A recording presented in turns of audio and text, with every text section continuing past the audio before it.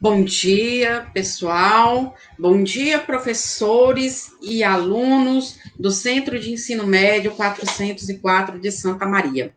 É com muita satisfação que nesta manhã damos início a mais uma palestra com um assunto muito interessante. Hoje nós vamos aqui tratar de um assunto sobre o meio ambiente. E para isso nós temos aqui duas convidadas muito especiais. Temos aí a Natália, que é bióloga e consultora ambiental, e também temos uma graduanda em ciências biológicas, que é a Dandara. Então, eu gostaria de solicitar que vocês prestassem bastante atenção. É um tema muito pertinente, principalmente no tempo que estamos vivendo agora e no período, né? Então, vamos lá? Vou trazer aqui com vocês a nossa convidada, a Dandara. Temos aqui também a outra convidada, que é a Natália Machado, nossa bióloga. E agora eu passo a palavra a essas duas pessoas maravilhosas que vão falar sobre o meio ambiente. E, meninas, se apresentem aí para nós, por favor. Bom, eu sou Dandara, eu sou estudante de Ciências Biológicas de licenciatura e sou professora e militante da Rede Emancipa, né? Estou vindo aqui a convite, inclusive, pela Rede Emancipa.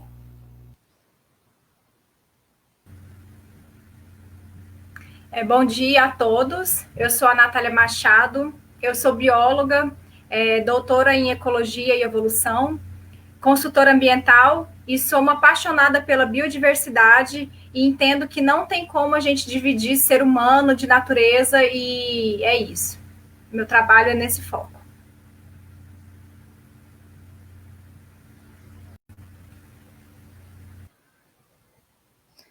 Bom, a gente combinou aqui uma ordem, eu vou fazer uma primeira apresentação com vocês, trazendo algumas discussões, depois a Natália entra com outros temas também bastante importantes, e aí para isso eu vou compartilhar a minha tela com vocês, e aí eu queria saber um retorno de vocês, se vai aparecer minha tela certinho. Eu não consigo ver o chat, então se Cris puder me dar um retorno se a tela está aparecendo certinho para vocês, no áudio. Sim, está aparecendo, perfeito. Tá, muito obrigada. Bom, então, para a gente começar esse papo, né, que a gente foi convidado, nós fomos convidadas, na realidade, nós estamos entre mulheres aqui para falarmos, como disse, sou Dandara Arimateia, vou trazer alguns pontos que elenquei aqui para a gente ter essa conversa mais rapidinha, vou tentar ser breve, mas sobre preservação e crise ambiental, falando do nosso país, né? E aí eu acho que o primeiro passo para a gente começar essa discussão, né, alavancar essa discussão, é a gente falar o porquê, né? Por que dessa discussão? Por que a gente está levantando essa pauta? Por que a gente está trazendo, né, uma crise ambiental? Por que a gente se interessa por isso, né? Se isso é uma crise, por que a gente não poderia deixar isso, né? Deixar o avanço da urbanização, da industrialização e não nos conflitarmos com essas questões, né? E existe um porquê de nós estarmos trazendo essa questão como uma pauta necessária, uma pauta urgente, né? E aí eu elenquei alguns tópicos para a gente conversar de uma perspectiva humana, né? Porque existe uma perspectiva ecossistêmica também.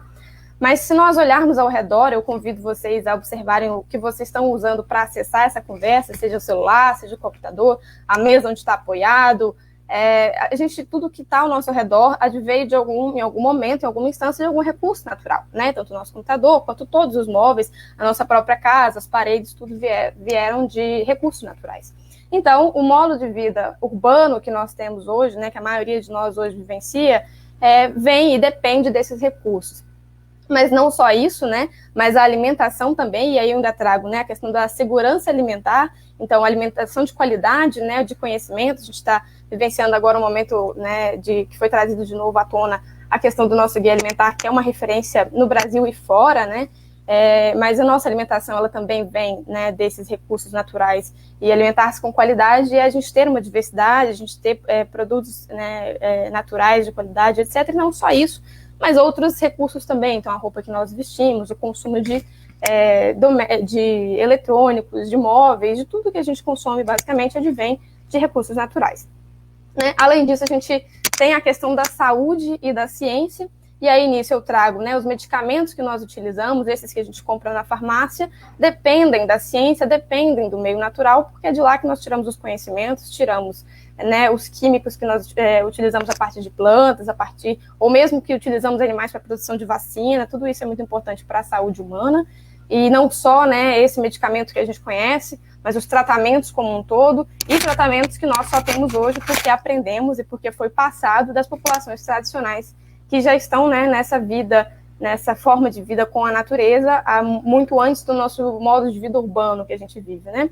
E ainda em saúde e ciência, a gente pode dar o exemplo, por exemplo, da Covid. Então, a pandemia que nós estamos vivendo agora, ela não é por acaso, né? Ela não acontece porque aconteceria independentemente dos fatores, né? O que a ciência vem mostrando? A ciência mostra que a fragmentação de hábitats, né? Então, assim, o avanço da agropecuária de forma ilegal, o avanço do desmatamento, então a gente segregar hábitats fechados, né, sem o fluxo de animais, de plantas entre esses fragmentos, a gente favorece o surgimento de zoonoses como a Covid. Então a gente favorece que vírus e que outras patologias saiam desse ambiente e afetem a humanidade, né? Então a gente também está falando da importância dessa preservação para a redução de problemas, de pandemias, de zoonoses, como que a gente está vivendo agora e já vivemos em outros momentos. Além disso, a gente pode trazer a perspectiva de direitos, né? Quando a gente está falando de direitos, a gente tem na Constituição alguns direitos assegurados e que é responsabilidade do governo nos prover e nos garantir esses direitos, né? Entre eles a saúde, a gente acabou de falar dela, né? A educação, sem saúde, né? Eu não vou conseguir acessar uma educação de qualidade, eu não vou ter uma qualidade de vida, que entra também, né, em um dos tópicos para essa educação. E mais, né, se a gente está avançando nas áreas de preservação, a gente não está falando só de fauna e flora, mas a gente está falando também de populações tradicionais, como a gente tinha dito, e a população tradicional também é nossa história, também é conhecimento, e se a gente, né, não cuida de tudo isso, a gente também vai apagando a nossa história, apagando as populações tradicionais do que nos é educação, né? Também o transporte, então todos os meios que nós utilizamos, sejam eles ferrovias, rodovias, ou por vias aéreas, aquáticas, etc., tudo depende, né, além do meio onde nós estamos usando, né, e depende também do combustível, e tudo isso vem dos recursos naturais, e aí falando, né, na perspectiva humana, então uma dependência nossa desses recursos, e que se a gente não cuida, né, dessas questões, a gente vai ter um esgotamento desses recursos. E se a gente sair um pouco da perspectiva humana, individual, e a gente olhar para uma questão mais ecossistêmica, a gente tem também a manutenção dos ecossistemas, né? Um exemplo muito famoso que eu trago para a gente elucidar um pouco a questão é das abelhas, né? A gente, há algum tempo, vem conversando sobre as abelhas estão desaparecendo, as abelhas estão sumindo, e por que elas estão, né? Um uso extensivo de agrotóxicos, né, por plantações de monocultura, que vão reduzindo as populações de abelha. E qual a importância dessa população de abelha, né? Ela tem um papel fundamental na polinização, e não só na polinização de frutíferas e que vão alimentar, né, toda uma vida que está nesses ecossistemas, mas também a nossa alimentação.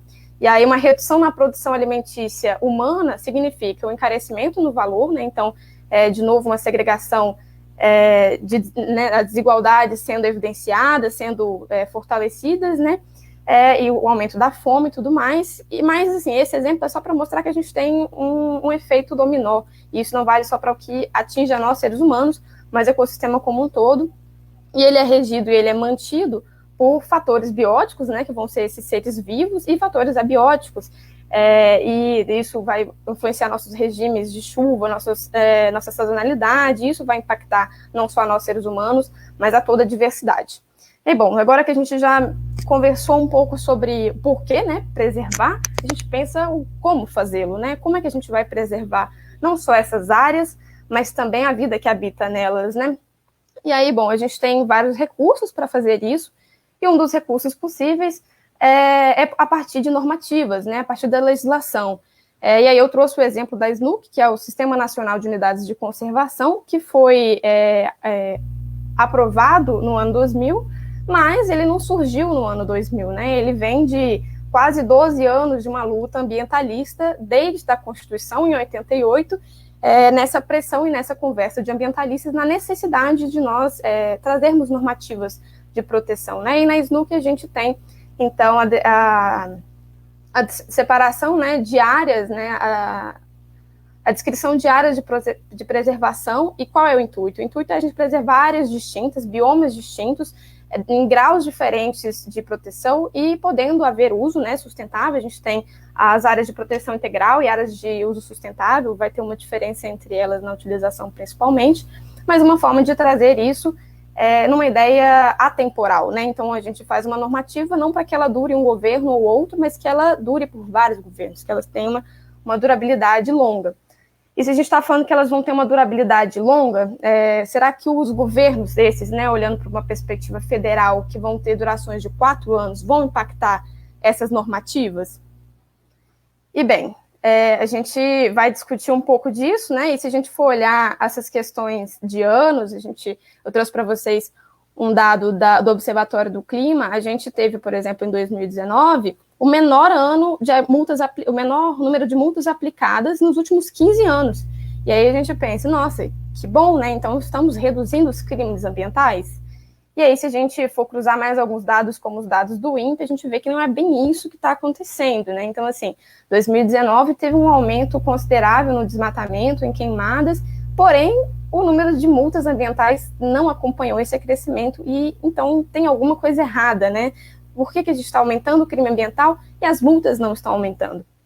E aí a gente entra, então, sim, os governos influenciam tanto no fortalecimento dessas normativas de proteção ambiental, quanto no enfraquecimento, né? E aí eu vou trazer para uma perspectiva mais do que estamos vivendo nesse momento, porque eu acho que vai ser mais palpável, considerando que temos, né, professores e alunos e todos aqui, acho que trazer o momento de agora vai ser palpável a todos, mas a gente está vivendo um momento político de um discurso muito forte de deslegitimação dos órgãos de fiscalização, como o IBAMA, de desmontes de pastas, como o desmonte do ICMBio, né? E esses desmontes, eles acontecem como? Né? Acontecem em nomeações de pessoas que não têm formação na área, que não têm compromisso com as pautas ambientais.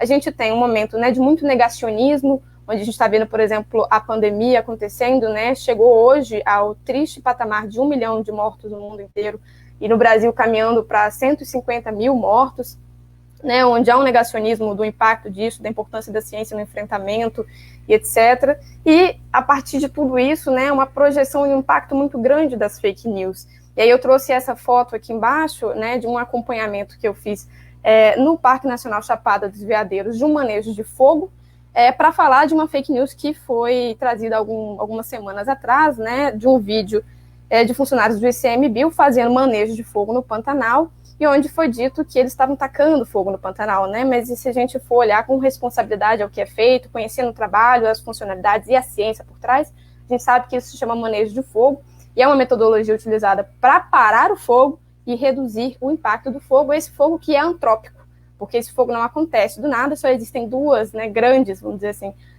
origens de combustão, e elas vão ser vulcão ou raio. Nós aqui não temos vulcão, e raio só há em época de chuva, e essas grandes queimadas acontecem na seca, ou seja, essas queimadas elas não são naturais, elas surgem porque alguém colocou o fogo. Então, né, todas essas questões de deslegitimação, desmonte, vai abrindo espaço para que essas fake news cresçam e seja mais difícil a gente falar sobre o que é ciência, qual é o papel desses órgãos, né, e a importância deles. E quais são as consequências, né?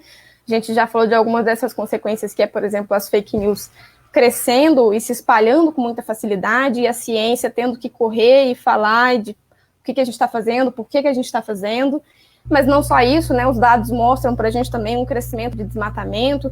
Na hora que eu tenho um governo, por exemplo, que deslegitima órgãos de fiscalização, aqueles que já fazem garimpo, aqueles que já fazem desmatamento, se sentem legitimados, né? O desmatamento aumenta, mas as multas não. Então, a chance de quem faz levar a multa está menor. Então, tudo bem aumentar o desmatamento. E essa é uma lógica que alimenta, né, o crescimento dessas áreas ilegais de exploração. E aí eu trago, né, uma imagem da Amazônia, mas a gente não está falando só de Amazônia, a gente também está falando de Cerrado, né, o nosso bioma aqui, um bioma extremamente devastado pelo avanço da agropecuária, também pelo fogo ilegal e etc. E não só isso, um sentimento de legitimidade e impunidade, né, quando a gente tem, por exemplo, o próprio representante da República com multas ambientais, quando a gente tem um ministro do Meio Ambiente que fala de passar a boiada, né, aproveitar esse momento que estamos vivendo e passar a boiada. E temos um triste patamar de terceiro país que mais mata ativistas ambientalistas, né? Essa foto que vocês estão vendo é o Paulo Paulino Guajajara, ele foi assassinado em novembro do ano passado, uma liderança indígena, uma liderança ambientalista, e infelizmente, né, toda essa desconstrução da importância da luta ambiental também acaba agravando esse triste patamar que nós temos de que ser ambientalista, levantar as pautas ambientais no Brasil é algo muito perigoso, porque você acaba na mira, né, de muitos interesses que não legitimam a vida e que não trazem valor à vida e que não trazem valor ao todo meio que a gente tem, né? E aí eu precisei acrescentar esse slide ontem à noite, porque, como vocês podem ver, a notícia é de ontem, 28 de setembro de 2020, onde a gente teve mais um exemplo, né, desse passar a boiada, que foi uma retirada de proteção dos manguezais e restingas, dentre outros afrouxamentos, né, de proteção, e no discurso de atrapalhar a vida de empresários. Então, de novo, né, existe um conflito dos interesses de bancadas, de interesses empresários, de interesses econômicos, que parecem andar na contramão da própria população. E qual é o papel do governo, né? O papel do governo é proteger a população, trabalhar a relação entre empresas, entre o desenvolvimento e a sustentabilidade, e a população e o meio.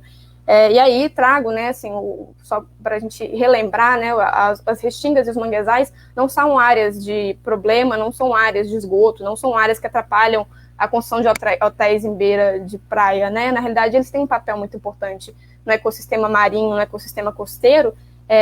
Os manguezais são um grande berçário de vida marinha, né?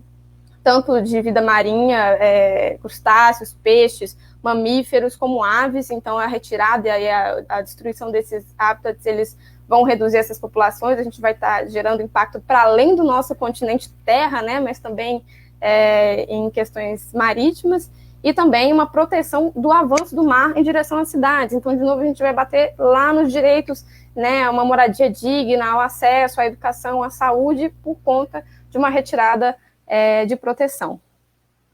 E bom, né, se a gente for conversar, então, o que a gente tem a ver com isso para a gente poder fechar esses pontos e como eles se conectam? Uma frase que eu ouvi muito, assim, desde pequena e que sempre me incomodou e eu nunca entendi exatamente por quê, era: a juventude vai salvar o nosso planeta. E aí eu fiquei pensando, poxa, mas será que eu tenho o peso de salvar tudo que foi feito lá atrás?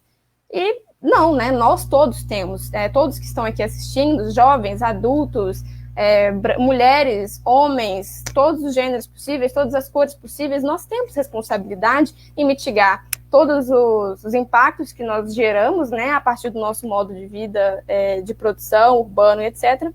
Mas é importante a gente olhar a nossa criticidade às gerações anteriores a nós e falar assim, vocês destruíram e a gente está tendo que lidar. E bom, se a gente for olhar para trás, o acesso a conteúdo científico, o acesso à informação fácil, o acesso a discussões políticas, a espaços como o que a gente está tendo agora, eram muito reduzidos há anos atrás. Então, é um momento, talvez, de nós, jovens, né, não olharmos bravos para trás, mas olharmos convidando essas gerações que nos antecederam, que ainda estão aqui conosco, a juntos construirmos essa trajetória, né, de redução de impacto, de conscientização, e aí pensar como fazer isso, né? E como fazer isso primeiro, individualmente, um ponto que a gente viu aqui que é muito importante, que é o voto, né? Se a gente viu que existem normativas, essas normativas são impactadas pelos governos, quem impacta o governo e quem decide o governo, quem coloca o governo, somos nós. Então, votar em pessoas e em planos de governo comprometidos com as pautas ambientais, científicas e com as populações tradicionais é um passo muito importante individual para a gente atuar nas questões ambientais. Para além disso, é possível a gente fazer mudanças de hábitos. Então, a forma de consumo, de quem nós consumimos, nós estamos consumindo de empresas com várias multas ambientais, ou a gente está favorecendo empresas que têm lógicas conscientes, está favorecendo pequenos produtores, né? A destinação correta dos resíduos, né? Não só eu pegar e colocar num lixo e falar separei, mas nem saber se meu prédio realmente está colocando nos containers separados ou está colocando tudo junto. Se eu sou a única do prédio inteiro que faço coleta seletiva, não tem um grande impacto, porque eu não faço uma conscientização no meu prédio, não convido o síndico ou a síndica a fazer uma conscientização. E não só isso, né? Redução ou mudança no hábito de consumo alimentício vai reduzir impacto, redução do uso de plástico, mudanças como mudar o absorvente descartável por coletor, por absorvente de tecido, são pequenas coisas individuais que vão gerando impacto, né? E não só isso, a gente estava falando de fake news, nós também, quando acessamos conteúdo do espaço de discussões como a gente está tendo aqui, a gente também tem uma responsabilidade em divulgar a ciência e combater as fake news. E aí, para fechar, coletivamente, né, a gente não só vota, mas a gente não fica esperando os 4 anos para votar de novo, a gente tem uma participação ativa, e aí eu volto lá no SNUC, né, o SNUC veio de 12 anos de pressão de ativistas ambientais para que o SNUC viesse a ser uma realidade hoje. Então, nós temos uma responsabilidade durante os anos dos governos em participar das discussões, mobilizações, espaços deliberativos, e que tangem as questões ambientais, a saúde, a ciência. E não só isso, né, a participação em ação. Então, existem grupos, né, jovens, outros grupos diversos de estudo, de defesa, como o SEMA, que é o Comitê Estudantil pelo Meio Ambiente da UNB, Jovens pelo Clima, que estão no mundo inteiro, Movimento Rua, Movimento Maré Socioambiental, dentre vários outros. E se não for acessível a algum deles, a gente pode criar redes. Então, criar grupos de estudo na escola, a partir do Grêmio Estudantil movimentar ações, propor uma gestão conjunta, né, com os professores, coordenadores, de uma escola responsável ecologicamente, então uma escola que conscientize não só seus alunos, mas também seus professores, seus funcionários, a comunidade, né, ao redor da escola. E aí, então, assim, o que a gente viu, né, nesse pequeno encontro nosso, que existe um porquê de preservarmos, e compreender esse porquê, ele advém da ciência, então também a importância da gente defender a ciência como um lugar de conhecimento que nós acessamos. Existem normativas que protegem nosso meio ambiente, mas os governos têm influência, e a nossa atuação influencia diretamente nas normativas, nos governos e no entendimento da importância dessa preservação. Era isso que eu tinha para trazer para vocês. Eu agradeço a escuta e o espaço. Vocês me encontram pelo @dandara_xx, e continuem usando máscara, se protejam, a pandemia ainda está aí, a ciência nos mostra isso, e a gente divulga a ciência por todos, né? Humanos, não humanos e meios. Era isso que eu tinha para apresentar para vocês. Obrigada. Obrigado, Dandara. Sua participação com certeza foi muito especial, né? Nós tiramos bastante proveito, e agora eu convido para participar agora a Natália. Vamos lá, Natália. Bom dia a todos, obrigada, Dandara, apresentação incrível, super necessário trazer todos esses pontos. A gente tem vários pontos em sincronia. Vou compartilhar aqui também com vocês a minha tela, vamos ver se vai dar certo.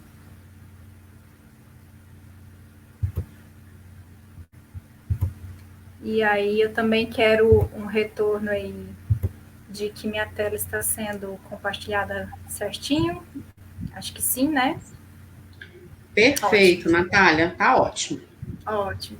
Então, vamos lá. Eu vou olhar aqui para o lado, porque a minha apresentação está aqui na outra tela. Então, vamos lá. Vou falar um pouquinho sobre biodiversidade, né? A Dandara trouxe vários pontos extremamente importantes. Nossas apresentações, elas vão no mesmo sentido, né? Então, isso mostra para a gente que realmente a gente precisa conversar sobre biodiversidade e sobre vários pontos que ela trouxe. Então, o que é biodiversidade, né? Biodiversidade que a gente ouve tanto por aí, de proteger a biodiversidade. Biodiversidade a gente pode dividir ela em vários níveis, mas o que é mais visível para a gente é a biodiversidade de espécies, né? A quantidade de espécies que a gente tem no planeta. Então, a gente tem uma estimativa de que no planeta inteiro a gente tenha por volta de 9 milhões de espécies, né, que surgiram aí ao longo do tempo por um processo evolutivo, né, de seleção natural, de aparecimento de espécies, extinção de outras espécies, e hoje a gente tem uma estimativa de mais ou menos 9 milhões de espécies que habitam o planeta. O Brasil, né, nesse recorte do planeta, o Brasil ele é considerado um país mega diverso. O que isso significa? Significa que é um país com uma grande biodiversidade. Dentre todos os países, o Brasil é um dos países com a maior biodiversidade do planeta. Isso é muito importante. A gente poderia estar baseando nosso governo, nossa economia em gerir bem essa biodiversidade, mas a gente não dá muito crédito e a gente não vê a necessidade e a importância da biodiversidade. E a gente tem aí uma grande diversidade de espécies, mas também de ecossistemas. A gente tem pelo menos 5 biomas, né? Amazônia, Pantanal, Caatinga, Cerrado, Pampas. E a gente tem no Brasil mais de 40 mil espécies de plantas, todas elas com funções diferentes no ecossistema e produzindo fitoterápicos e substâncias diferentes também que a gente poderia aproveitar para a nossa gestão.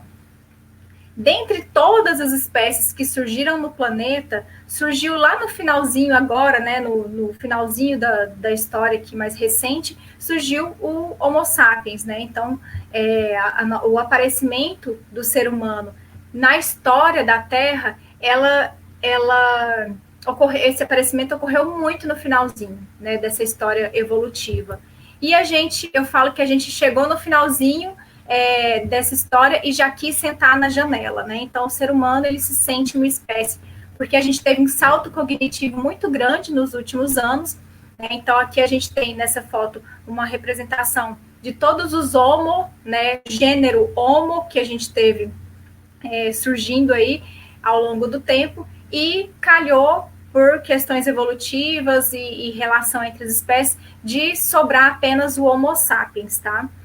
E pelo nosso salto cognitivo, a gente começou a pensar e olhar para o mundo de maneira diferente dos outros animais, e a gente se sentiu muito dono, né, da natureza, ao ponto de achar que a gente poderia explorar essa natureza e manter ela sob as nossas rédeas, né? Então, o Homo, né, dentre vários os Homo que surgiram, o Homo sapiens começou, então, essa evolução no sentido de fabricação de ferramentas, e a gente começou aí a explorar a natureza, começou a se estabilizar em algumas áreas também, criando agricultura, né? E com isso a nossa população aumentou muito. A partir do estabelecimento da manipulação das plantas, o Homo sapiens conseguiu se estabelecer em alguns pontos, e então a nossa população chega hoje a um patamar de 7 bilhões de pessoas. Então a gente tem muita gente no planeta e todas essas pessoas estão consumindo para além da capacidade do planeta. Então, nesse nosso planeta, que é a nossa casa, a gente tem 9 milhões de espécies, sendo que a gente estima que a gente tem 9 milhões de espécies, sendo que apenas 1 milhão dessas espécies são realmente conhecidas, são descritas pelos cientistas, e desse 1 milhão de espécies que são conhecidas, a gente já sabe que 19 mil espécies estão ameaçadas de extinção. O que isso significa? Significa que se a gente não fizer nada, essas espécies elas vão sumir do planeta. Mas não significa que as outras não estejam ameaçadas. Esse número de 19 milhões é só uma parte de 19 mil, é só uma parte do que a gente conhece sobre essas espécies. Tem espécies que nem foi avaliadas, elas nem foram avaliadas em relação a essa ameaça, se elas estão ameaçadas ou não. Do total que foi avaliado, 19 mil estão ameaçadas. A extinção de espécies, ela é natural? Sim. Ao longo do tempo, a gente teve surgimento e desaparecimento de espécies no planeta. Então, sim, extinção de espécies é algo natural. Só que, dentre todos os registros que a gente tem, no registro fóssil, né, do estudo que a ciência traz para a gente sabe que esse momento que a gente está vivendo é o momento que a gente tem maior, a taxa de extinção é a maior conhecida do planeta, tá? E aí, então, fazendo esse recorte para o Brasil, como eu disse para vocês, de plantas, né, de flora, a gente tem mais de 46 mil espécies, são muitas espécies, sendo que dessas, oficialmente, mais de 2 mil estão ameaçadas de extinção, né? Isso é um número oficial, mas o centro que está estudando isso sabe que existem muitas outras que estão ameaçadas, mas que ainda não foram divulgadas oficialmente.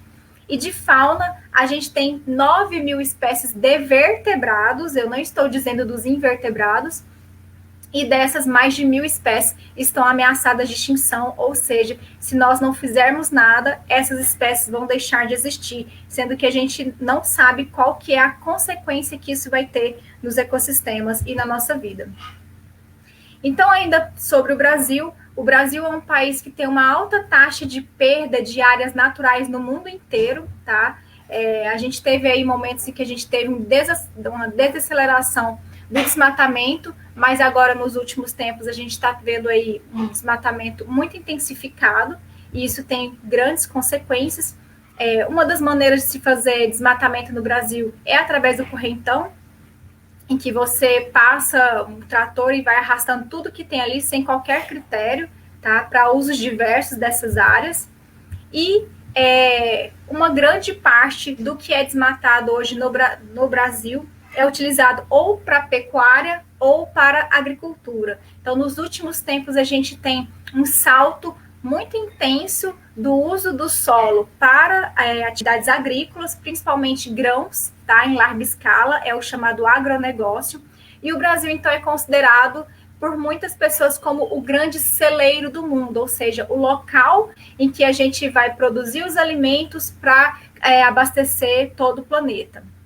Lembrando que esse mesmo país é o país que guarda a maior parte da biodiversidade do planeta, ou seja, a gente está trocando toda a biodiversidade que nós temos aqui por 3 ou 4 tipos de grãos, degradando o solo e com isso também degradando a nossa água e exterminando a biodiversidade.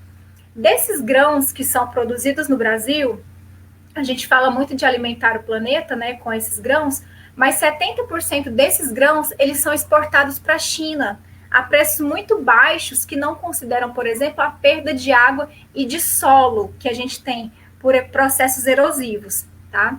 Então, uma grande parte disso vai para a China, e quando a gente vai estudar sobre essa frase de que a gente está alimentando o planeta, a gente vê que isso é uma grande falácia, isso é uma grande mentira, porque, na verdade, essa soja toda que é produzida, ela não é para alimentar as pessoas, né? Então, uma grande parte disso vai para a China e vira ração para alimentar animais. Poxa, Natália, mas esses animais não vão virar alimento para as pessoas? Sim, vão, mas a gente tem uma perda energética e uma ineficiência do sistema muito grande, e essa carne, ela não vai chegar no prato de um grande número de pessoas que realmente precisam, e a gente tem também um grande desperdício, tá? Então, se a gente for ver o que é transformado, né, além dessa soja, ela além de ser transformada em ração, ela também é transformada em vários produtos, e no caso de alimentação, ninguém aqui fica comendo soja, né, e ninguém vai ficar mandando soja, grão de soja para a África, por exemplo.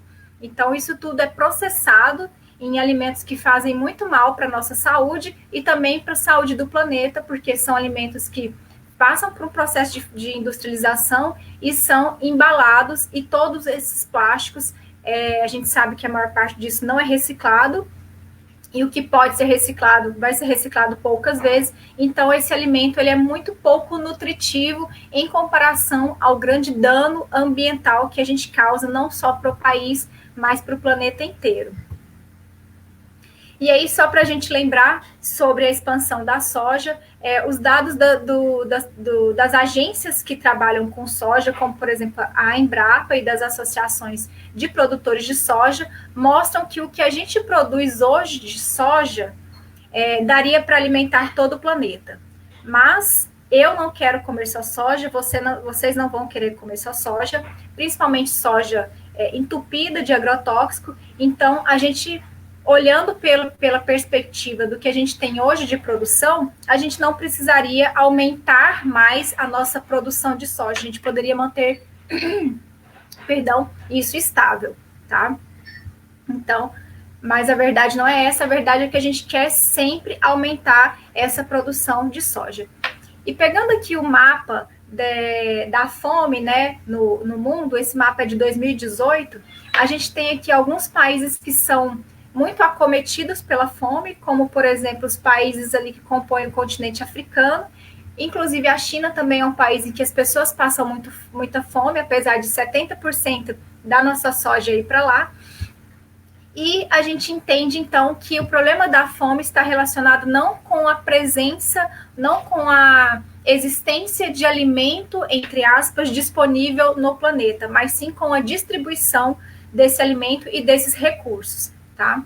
E com as estratégias que a gente tem para fortalecer a agricultura familiar também.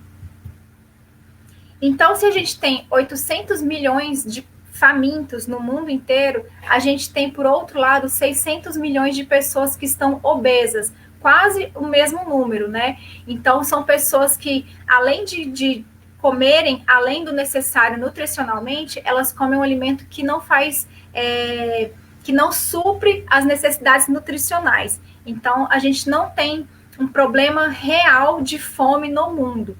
Isso não significa que as pessoas não estão passando fome. Sim, as pessoas estão passando fome, mas não significa que a gente precisaria aumentar a nossa quantidade de grãos produzidas. A gente precisa de uma melhor estrutura da produção de alimentos e de agricultura familiar. Além dessa questão do desmatamento relacionado à produção de grãos e da agropecuária, a gente tem uma grande geração de lixo também.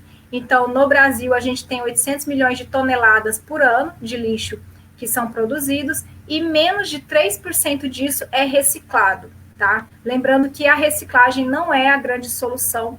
A melhor solução é a gente diminuir a produção de embalagens. Além disso, a gente tem a grande emissão de gases tóxicos de todas essas indústrias, seja para produzir esses manufaturados, esses produtos, né, esses alimentos, que eu não considero isso como alimento, e a gente tem também a emissão de gases tóxicos em relação ao transporte desse material. Ainda sobre os grãos e a nossa troca da biodiversidade por 4 ou 5 grãos, né? A gente tem um problema gravíssimo hoje em relação aos agrotóxicos. São substâncias que são usadas para combater organismos que fazem parte do ecossistema e que estão ali presentes em uma maior quantidade por conta do desequilíbrio dos ecossistemas, e as grandes empresas vendem para a gente uma ideia de que a gente só consegue produzir se a gente usar agrotóxicos. Então, a gente tem hoje, inclusive, o leite materno sendo contaminado com agrotóxico. Tá? Se você tomou café hoje do supermercado e não foi um café orgânico, você já ingeriu aí mais de 100 tipos de agrotóxicos diferentes, só na sua xicrinha de café. E a gente, no Brasil, a maior parte dos brasileiros se gaba tanto de ser um país agropecuário, né, um país de origem, de tradição de fazenda, mas o que a gente vê hoje é que a gente mal sabe criar gado, a gente não sabe gerir os nossos pastos, e 80% das pastagens hoje no Brasil estão degradadas, ou seja, são pastagens que são muito mal manejadas e que estão ali sem cumprir uma função ecossistêmica, sem cumprir a sua função de alimentar o gado, perdendo água, perdendo solo. Tá? Então, a gente se gaba tanto disso, mas a gente mal sabe gerir as nossas fazendas. E aí, uma das consequências disso também é que, com a expansão da agropecuária, seja de grãos, né, o desmatamento para grãos, seja para pecuária, a gente tem outros fatores que vão agindo aí para a diminuição da nossa biodiversidade, como, por exemplo, o fogo. Então, a gente fala muito do cerrado, que o cerrado é um bioma associado ao fogo. Sim, algumas espécies, várias espécies, inclusive, elas são resilientes ao fogo, ou seja, passou o fogo, elas conseguem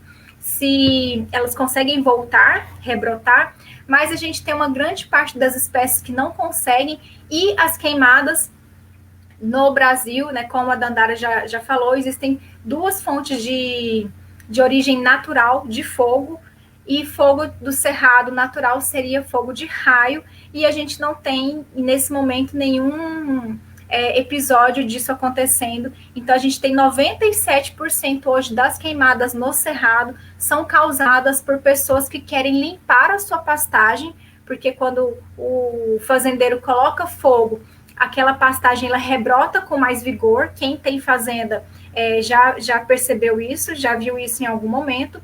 E a gente tem também o uso do fogo para abertura de novas áreas. Então, você coloca fogo, aquela vegetação natural, ela é exterminada, então a sua pastagem, entre aspas, naturalmente vai sendo expandida sem aparecer isso no satélite como um desmatamento. Tá? Então, isso acontece intencionalmente, as pessoas fazem isso, e a consequência que a gente tem é a mortandade de diversos tipos de animais e da flora, e organismos que a gente nem sabe se vão se recuperar, tá? Principalmente agora nesse período é muito crítico porque é o momento de reprodução, por exemplo, das aves. Então a gente tem toda a ninhada que foi queimada aí, e a gente não sabe como essas populações vão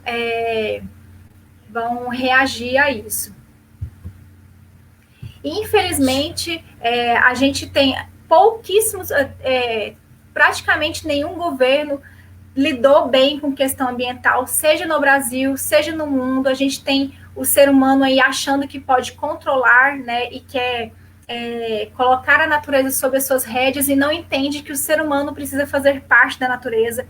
E praticamente todos os governos foram muito mal sucedidos em relação a causas ambientais, sempre causas ambientais ficaram em segundo lugar, mas o que a gente vê hoje é que, para além de não ligar para a causa ambiental, a gente tem um governo que é contra a causa ambiental, isso é muito mais grave. Então, algumas pessoas falam, mas não foi o presidente que colocou fogo, ele não foi lá e riscou fogo. Ok, mas se eu tenho um funcionário, né, se eu escolho alguém para tomar conta de uma determinada pasta e essa pessoa faz algo que não está indo de acordo e eu mantenho essa pessoa lá, eu tenho responsabilidade sobre isso. Se um professor faz algo errado na escola, que vai contra os princípios da escola, e o diretor dessa escola sabe disso, e mesmo assim ele continua deixando o professor naquela função, esse diretor, ele tem sim uma culpa, ele tem sim uma responsabilidade sobre isso. Então, infelizmente, apesar dele não ter ido lá colocar fogo, ele tem sim responsabilidade, porque é a pessoa que escolhe aí quem vai gerir o nosso ambiente aqui no Brasil, tá?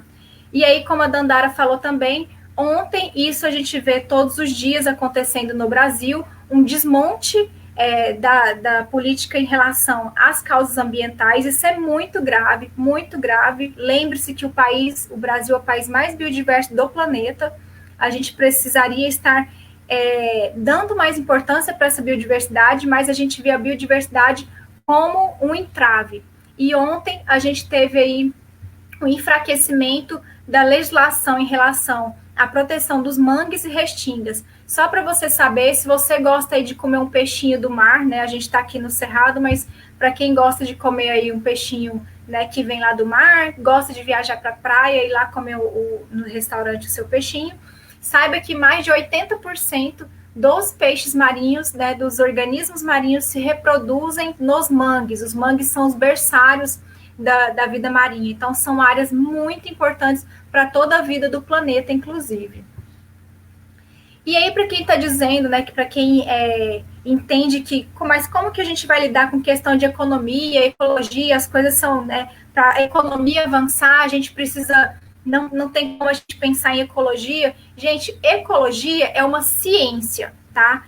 Eco significa casa, logia é estudo. O que a ecologia faz? A ecologia, ela busca entender o funcionamento da casa, o funcionamento das espécies, como as espécies vão se relacionar entre si, como essas espécies se relacionam com o ambiente e qual que é a consequência disso, né? Nós somos uma espécie como qualquer outra que surgiu a partir da evolução. Nós temos interação com outras espécies, as outras espécies interagem entre si e com a gente e vão trazer benefícios para a gente também. Então, a ecologia vai estudar essas interações, tá, das espécies entre elas e das espécies com a casa. Economia significa gestão dessa casa, né? Como que você vai gerir? Isso é uma pergunta que eu faço para vocês. Como que você vai gerir uma casa que você não conhece?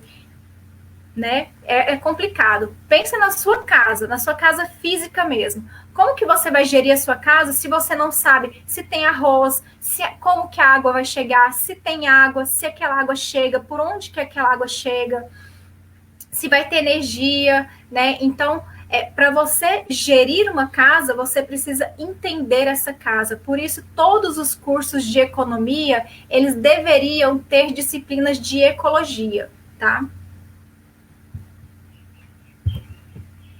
E a consequência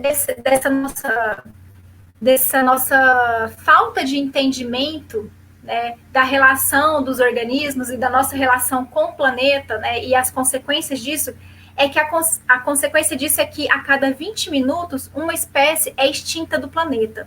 Então, acorda amanhã pela manhã e no final do dia conta quantas espécies foram extintas.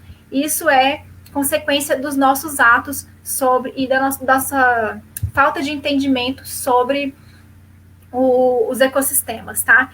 E aí, por que a gente deveria se preocupar? A Dandara já falou sobre isso, né? Então, a gente precisa se preocupar com essas questões ambientais, por quê?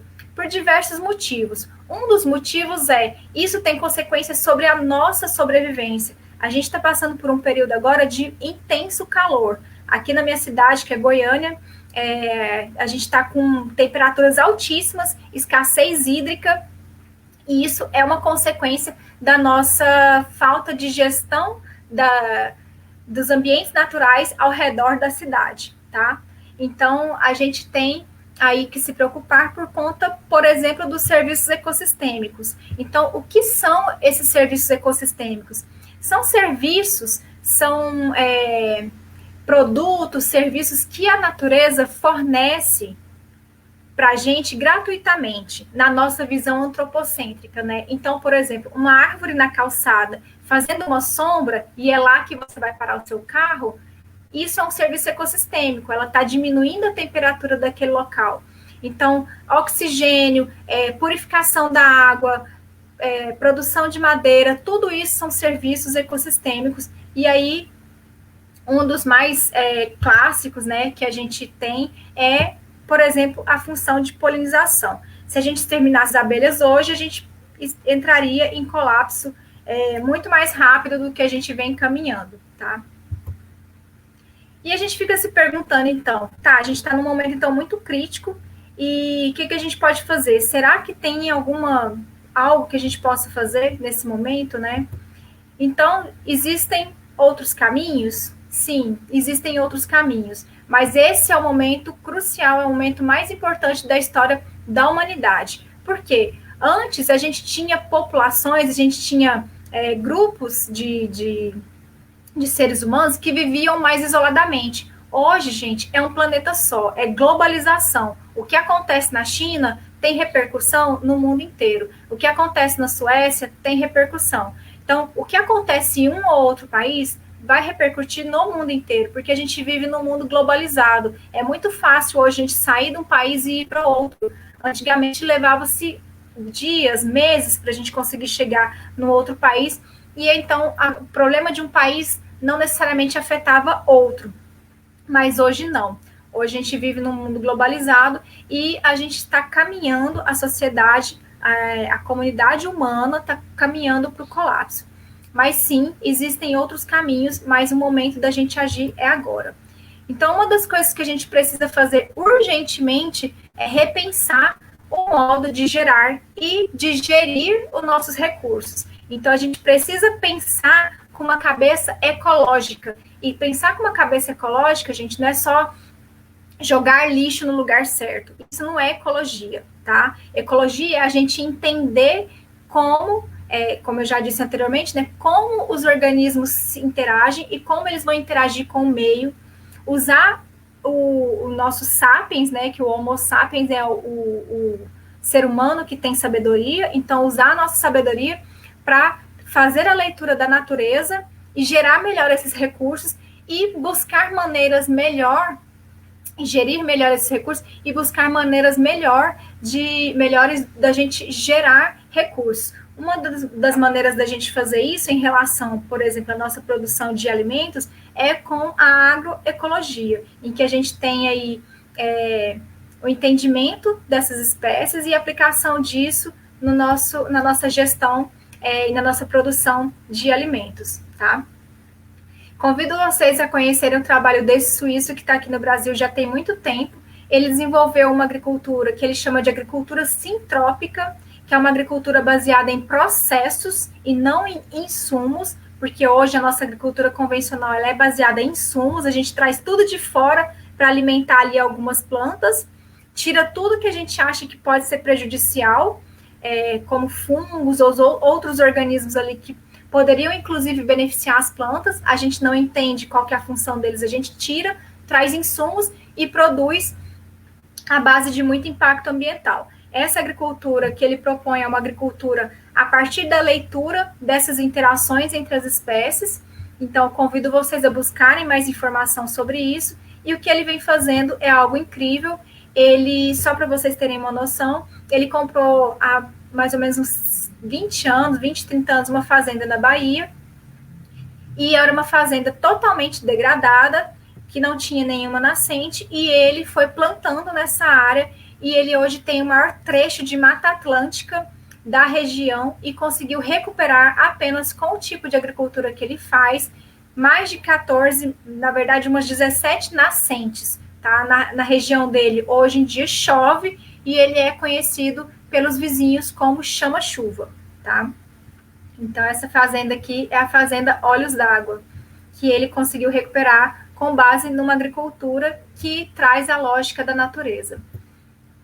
Outra coisa que a gente pode fazer também é repensar os nossos hábitos. São questões individuais, mas são questões também que a gente pode levar para a comunidade. Então, a gente pode repensar os nossos hábitos em relação ao consumo. Eu realmente preciso comprar isso? Porque hoje a propaganda é muito intensa de que você só é feliz se você comprar. Você só é uma pessoa bem-sucedida se você comprar. Mas será que você realmente precisa consumir isso? Como a Dandara falou também, tudo que a gente tem hoje, gente, veio de algum lugar da natureza. Tudo que a gente tem veio de uma destruição de algum lugar da natureza, tá? Então, repense o consumo, recuse, reduzir também os seus, né? Não precisa de... Se vai comprar, não precisa ser tantas coisas assim. Reutilizar, reciclar. A gente tem os 5 R's, né? Que trazem essa questão de repensar os nossos hábitos, tá? Lembrando que aqui o reciclar, ele é o último de todas essas ações aqui, porque reciclar, ela precisa ser pensada no final do processo. Se você repensou, se você reduziu, recusou, não comprou, se você realmente precisou comprar aquele produto, aí sim você vai pensar na reciclagem. Não comprar um produto já pensando em reciclar, tá? E uma outra coisa que a gente pode fazer também é agir. Dado que a gente tem informação, vamos colocar a mão na massa. Então, aqui é um exemplo de ação que a gente fez na nossa casa. Esse é o quintal da minha casa. Então, a gente tem aí uma área, um quintal de uma casa alugada, inclusive, que em 6 meses a gente produziu mais de 300 quilos de comida nessa área, usando os princípios daquela agricultura sintrópica que eu apresentei para vocês anteriormente. Então, dentro das cidades, a gente também pode torná-las um espaço produtivo e usar do nosso conhecimento para fazer isso acontecer. Dandara falou sobre isso, e isso aqui, gente, é bem importante. Hoje, a gente está na era da informação. É muito fácil você saber tudo, mas ao mesmo tempo que você tem muita informação boa, você tem muito ruído, você tem muita informação ruim. E com um simples smartphone, você consegue acessar um mundo de informações. Então, hoje, a gente não vai para casa com dúvida. Se você tem dúvida, você entra ali, né, no Google e busca alguma informação. Só que a gente tem que cuidar, porque tem muita informação falsa, muita informação falsa. Então, busquem sites, plataformas, pessoas que tragam conhecimento real para vocês. Então, sempre repensem, sempre fiquem com o pé atrás sobre alguma informação que é muito estranha, tá? É muito fácil da gente se informar hoje, e essa ferramenta que a gente tem, ela é muito especial. Quando eu era adolescente, ou talvez quando eu era criança, na minha adolescência já tinha internet mais facilmente. Mas na minha infância, eu lembro que a gente precisava fazer uma pesquisa, era ou em livro, ou você tinha que ir para uma biblioteca e acessar os livros que tinham lá, ou você tinha livro em casa. E aí os mais velhos vão saber aí que tinha aqueles vendedores que passavam vendendo uma coleção de livros chamado Barça. Então, se você tinha Barça em casa, você era uma pessoa que tinha muito acesso à informação, né? Hoje não. Hoje não se pensa em ter uma coleção de livros ali que você vai abrir e folhear e tem ali 5 linhas falando sobre um determinado assunto, né? Você tem um caminhão de informações, então a gente tem muito poder. E aí lembrar que o que a gente tem hoje de informação é baseado no esforço de várias outras pessoas que vieram antes da gente. Então, hoje, se a gente consegue enxergar mais à frente, é porque a gente está sobre os ombros de gigantes. Muitas pessoas vieram antes da gente e trabalharam muito para a gente ter o pouquinho de conservação, de biodiversidade que a gente tem, e a gente não pode se dar o luxo de deixar isso se perder, porque isso foi a base de muita luta, tá? E aí, por fim, o que é muito importante também, Dandara também já falou sobre isso, mas não deixem de levar isso em consideração. Eu estou falando aqui, ela já falou, é muito importante a gente participar das decisões políticas. Política é chato? Sim, é claro que é chato, né? A gente tem que decidir um monte de coisa para todo mundo e entrar num consenso.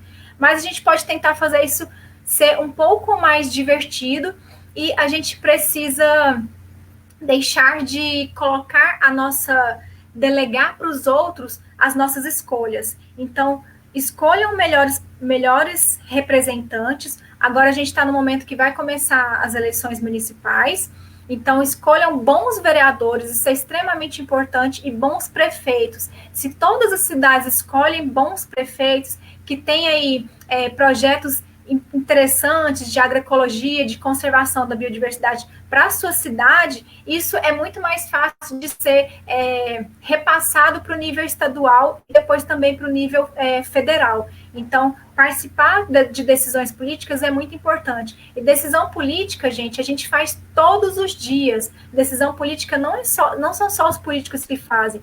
Quando a gente senta na nossa família e vai conversar sobre algo da nossa casa, como que a gente vai fazer a gestão da nossa casa e tomar decisões na nossa casa, ou, por exemplo, entre amigos, a gente está fazendo política, tá? Isso que a gente está fazendo aqui hoje é uma ação política. Então, a gente precisa eleger melhores representantes para que a gente possa, então, repensar nesses nossos hábitos e ter um melhor ganho, uma intensidade aí maior de ações efetivas para a conservação da biodiversidade, tá?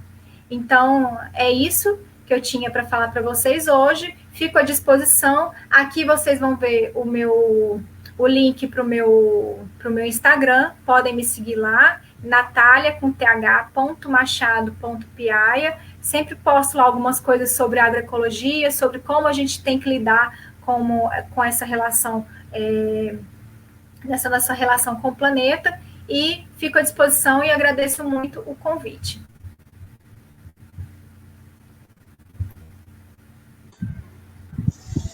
Natália, é com muito prazer que nós também agradecemos aqui a sua palestra, né? A palestra aqui da Dandara também, com certeza foi muito proveitosa.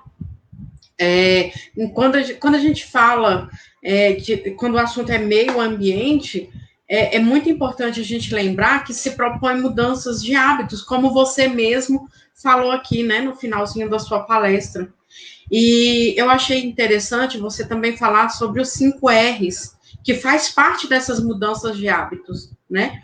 E é importante frisar que essas mudanças servem como melhorias não só para o meio ambiente, mas também para nós como cidadão, né?